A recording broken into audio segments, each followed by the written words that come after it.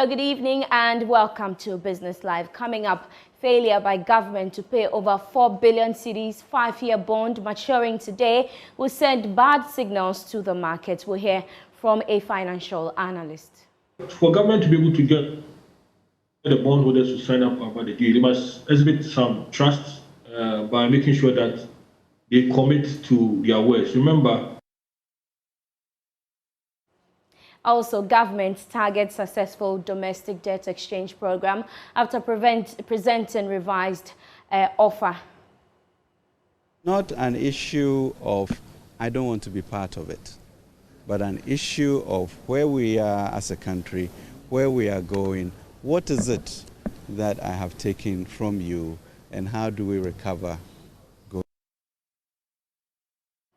Plus, the National Petroleum Authority to regulate prices of petroleum products under the Gold for Oil program. We'll hear from Communications Manager at the NPA on what this means for pricing going forward.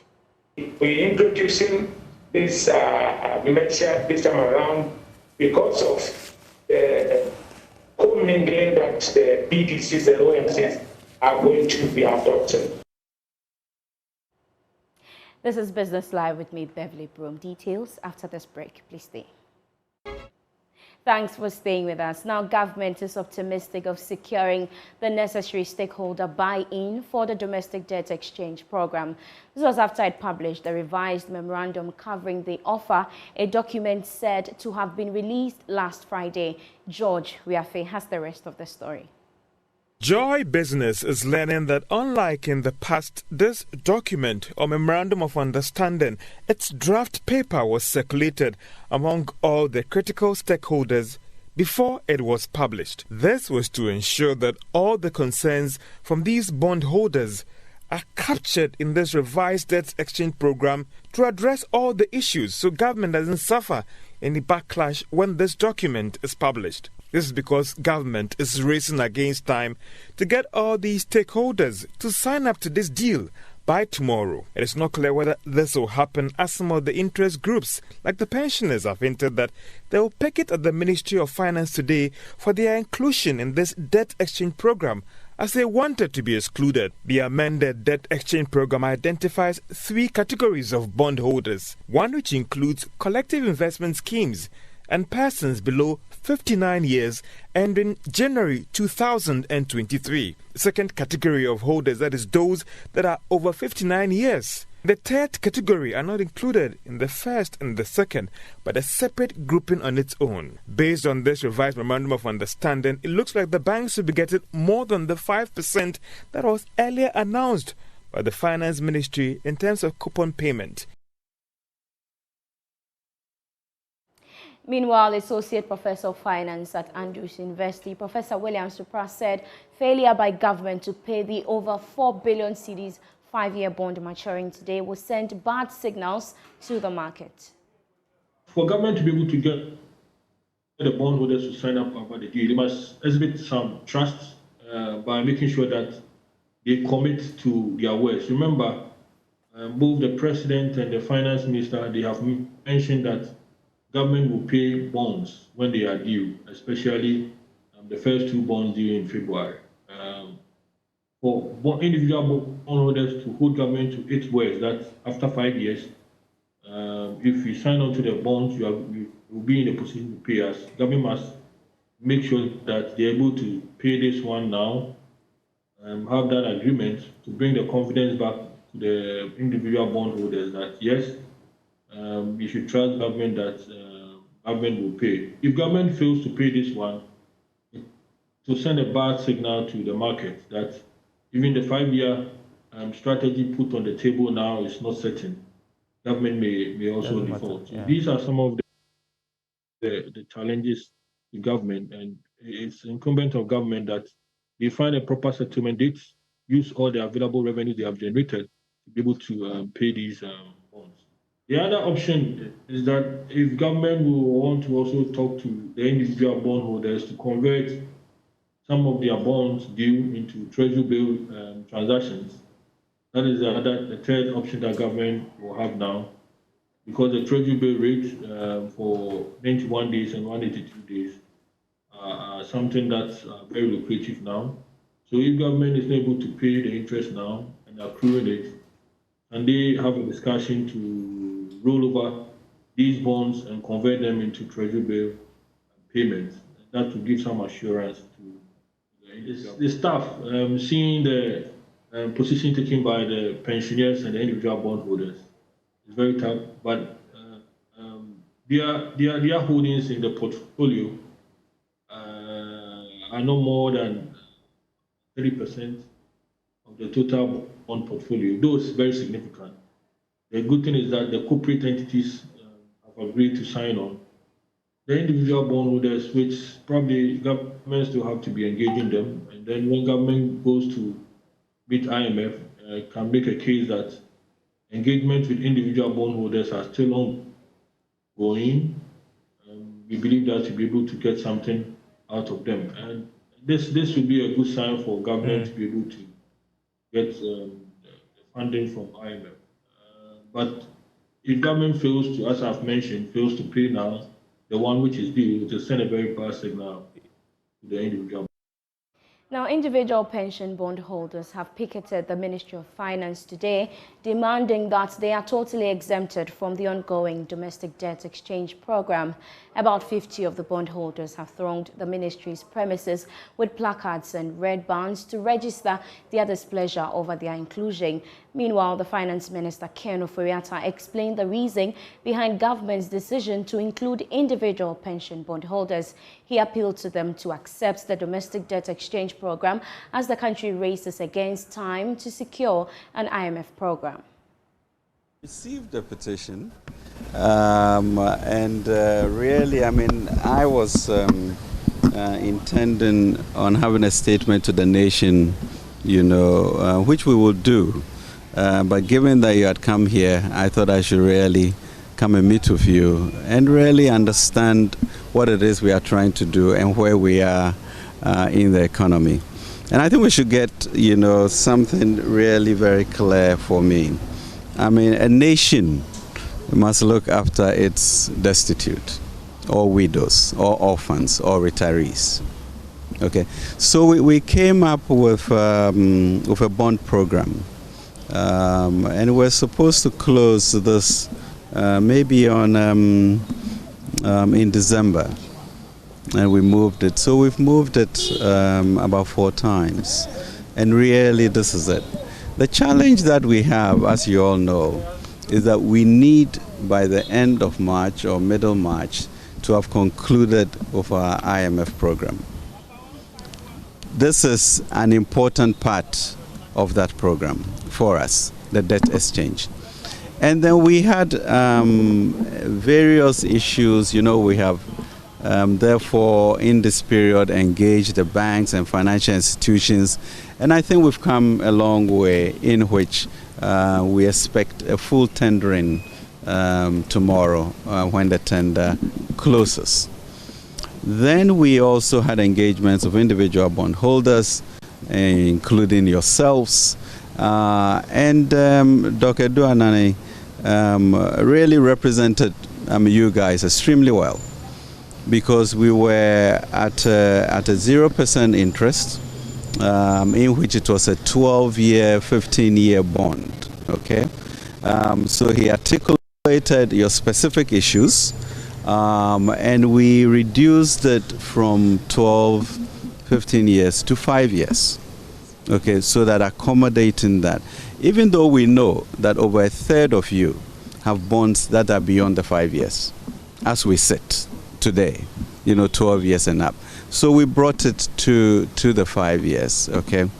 Then we looked at it and said, look, on average, you know, to be honest with everybody and everybody knowing the numbers, the return on your bonds, it's about 18.5% on average, okay?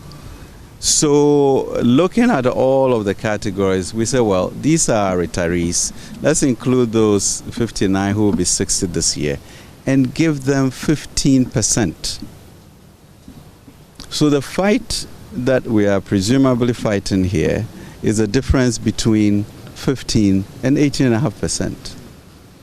the cost of that may be that we may not get an IMF clearance to do that. But I just want to acknowledge that Doctor did a great job, and we have come this far, and really, I have no hesitation in meeting with you and really articulating the situation that we are in and asking for your support. As people over 60, which I am, it's clearly something that, so it's not an issue of I don't want to be part of it, but an issue of where we are as a country, where we are going, what is it that I have taken from you, and how do we recover going? This is still Business Live here on the Chinese channel with me, Beverly Broohm. Still to come, National Petroleum Authority to regulate prices of petroleum products under the Gold for Oil program. We'll hear from Communications Manager at the NPA on what this means for pricing going forward. We're introducing this measure this time around because of the co-mingling that the PDCs and OMCs are going to be adopted.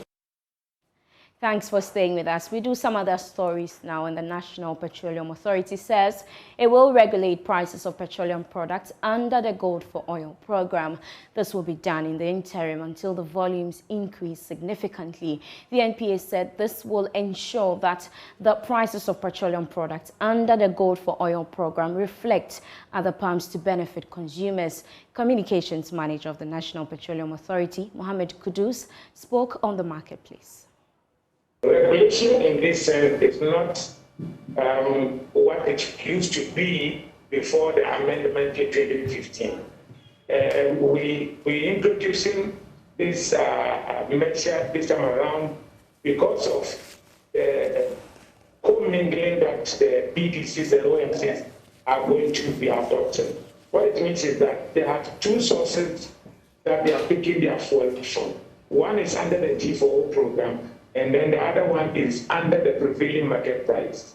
So what it means is that the prices would have to be weighted so they can arrive at an average and be able to sell either at the XRF or at the expo. So the regulation is not as though we are putting aside the act or the petroleum pricing formula that was amended in 2015. That is not what we are doing at all. It's a peculiar circumstance that we found ourselves, and we need to adopt a particular measure that would allow us to arrive at a price that would get the intended benefit to trickle down to the consumer. And the marketers have agreed with us. They've had meetings with us, and we have an undertaking to ensure that this actually goes as planned. Precisely, I might not be able to tell when it is coming, but I know that the legal that they have, some are expected in February this month, some are expected in March next month. So that is what I know about it.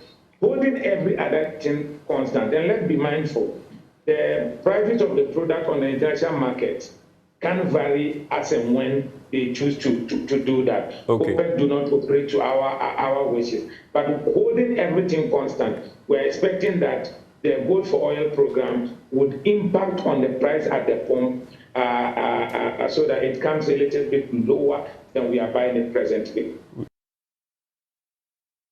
Now, the Ghana Cedi continued its recent gain against the US dollar, starting the week on a positive note. Checks by Joy Business at the Forex Bureaus indicate the local currency gained 10 pesos today to sell at 10 cedis, 40 pesos to the American greenback. Here's more in this report.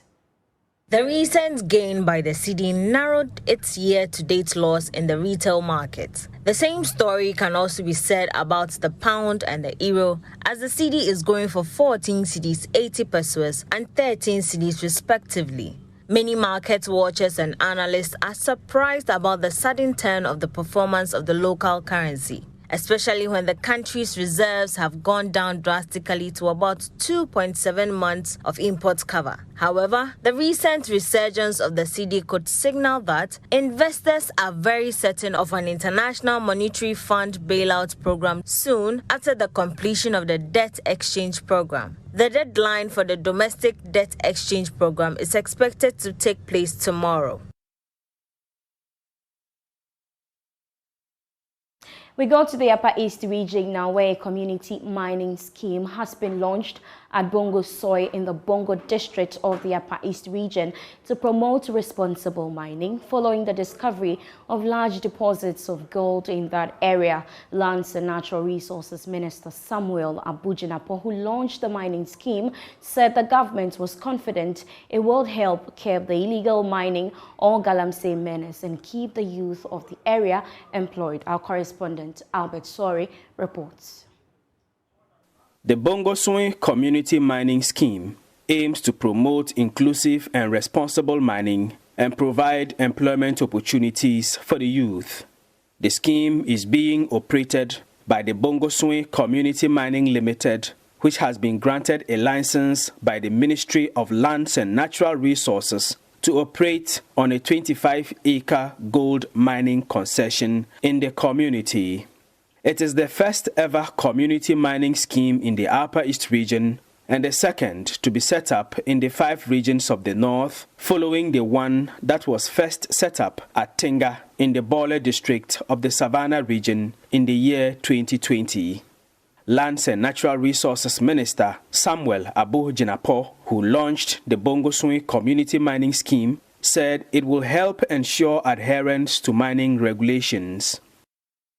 We insist that the community mining operations must adhere to what we call concurrent reclamation and revegetation. The law as it stands now indicates that when you excavate, you have some 30 days to reclaim and revegetate. We are insisting that whilst you're excavating, at the same time, simultaneously and concurrently, you also reclaim the land and revegetate. Foreigners are not allowed to participate in the community mining scheme of our country. The law does not permit it. The people who are supposed to be part of this community mining scheme are supposed to be the young men and women of Bongo, of Upper East, first of all, before we even go to Southern Ghana. The Lands and Natural Resources Minister said geologists in recent years have continued to discover commercial quantities of mineral deposits, particularly gold, in the northern parts of the country, and his ministry will ensure that these minerals are explored according to the laws of the country.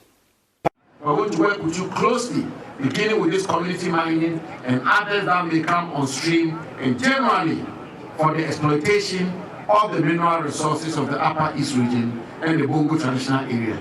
We must not repeat the mistakes of the past.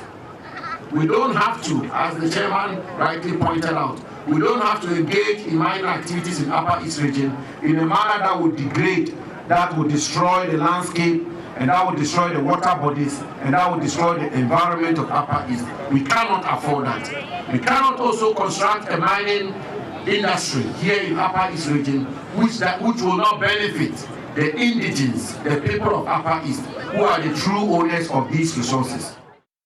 Paramount Chief of the Bongo traditional area, Naba Baba Salifu Lemyarum, said the inauguration of the community mining scheme in his area shows the government's commitment to tackling the problem of illegal gold mining in the country, and his traditional council was going to support the government to succeed in this endeavor. Mining by itself is not bad. It only becomes bad when you degrade the environment. And we're all aware of what has happened or taken place in this country as a result of galamsey.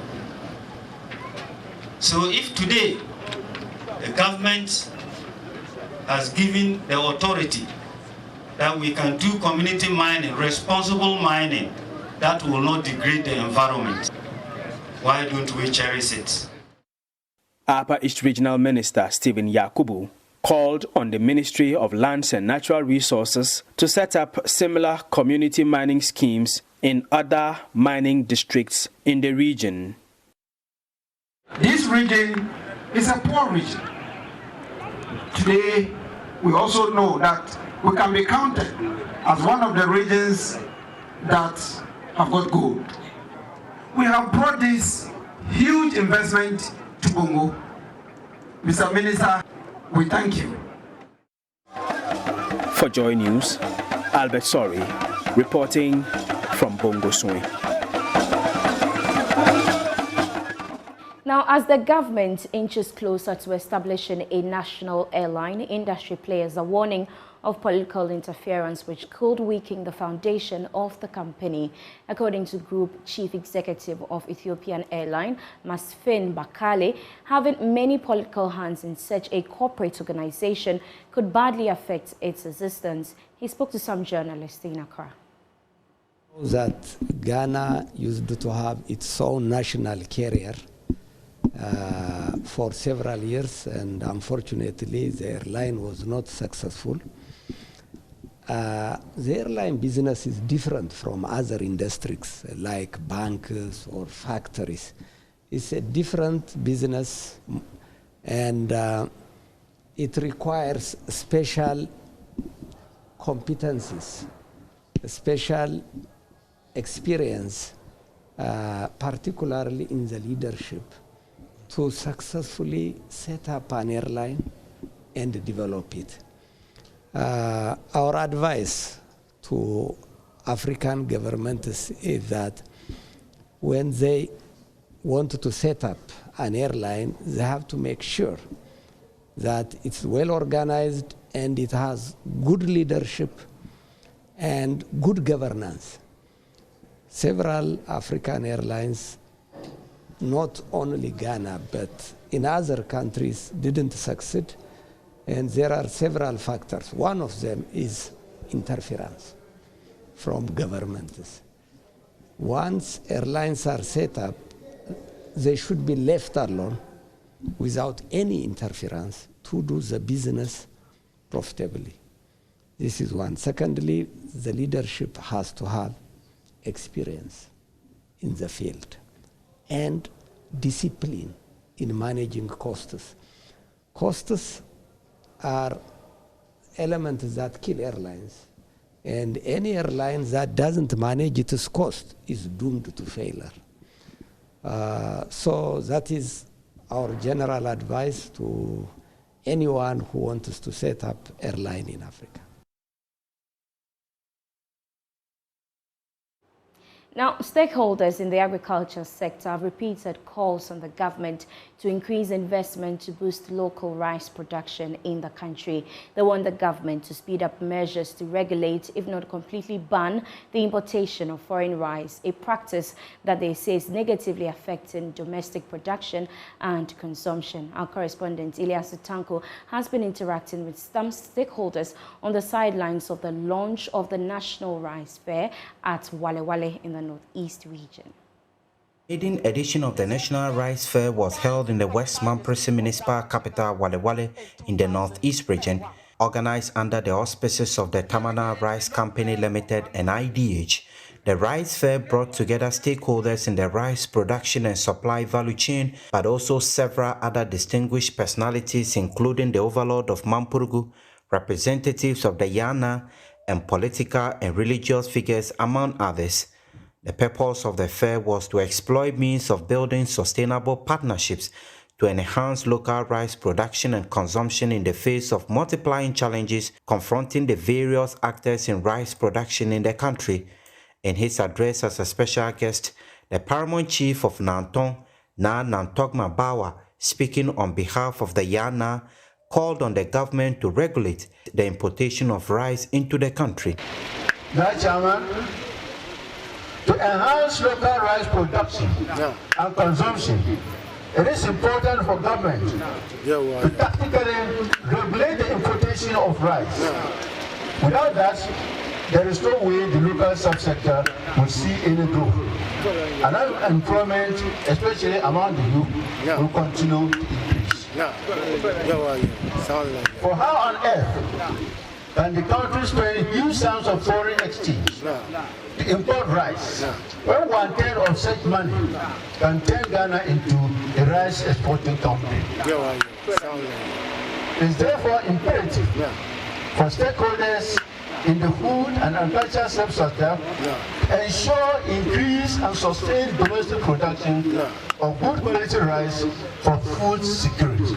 Local rice producers in the north are mainly supported by non-governmental organizations and individuals through special schemes and partnerships. At the fair, the GIZ program's leader, Madam Rita Windiga, bemoaned the low investment in the rice sector, but stated, however, that her organization will continue to support rice production in Ghana.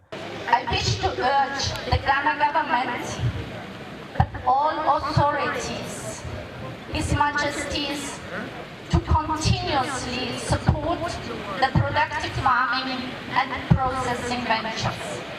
From the German Development Corporation, GIZ, through its funding agency, German government, Bill and Melinda Gates Foundation, European Union, we remain committed to partner all actors in the rice sector. On their part, the IDH said with the right investment, Ghana could become a rice production hub in Africa. On that note, we end Business Live here on the Joy News channel. For more business news, you can log on to myjoyonline.com/business. I'm Beverly Broohm. Enjoy the rest of our program.